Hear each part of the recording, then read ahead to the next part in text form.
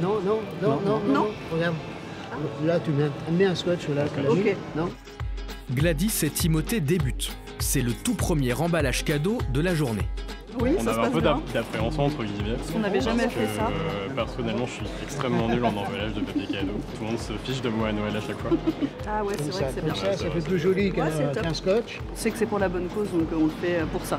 Et ça fait plaisir de donner de son temps pour faire une bonne action. Mais attention, pas leur temps perso, mais leur temps de boulot. C'est notre employeur qui nous offre 2 jours par an, on appelle ça du mécénat de compétences. Pour Gérard, bénévole depuis 20 ans, c'est une aubaine.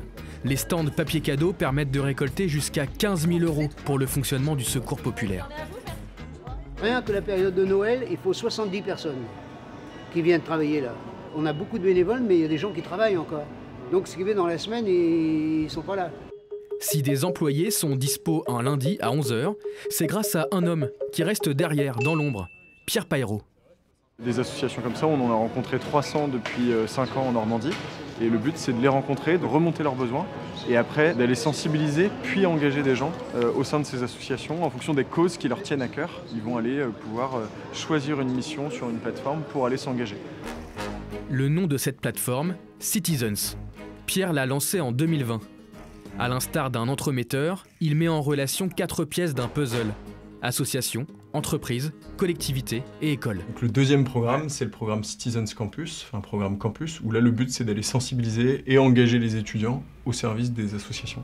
Si Pierre nous reçoit aujourd'hui, dans ses jolis locaux, 3 rue Rollon, en plein centre de Rouen, c'est grâce à Thomas Meyer, directeur de la société Socaps.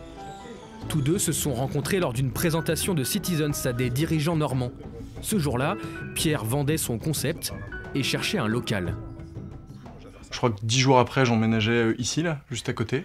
Ici, c'est entre les murs de la société de Thomas Meyer qui a décidé d'accueillir Pierre et son équipe, installés un étage en dessous des salariés de Socaps.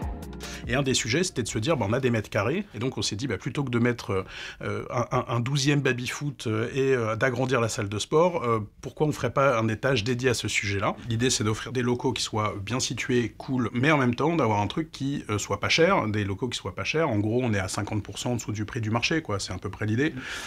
Et on le fait sciemment, on le fait volontairement, parce qu'on considère que ça fait aussi partie de l'effort qu'on doit faire, nous, entreprises profitables, classiques. C'est aussi d'offrir un cadre de travail sympa à des gens qui font du bien à la société.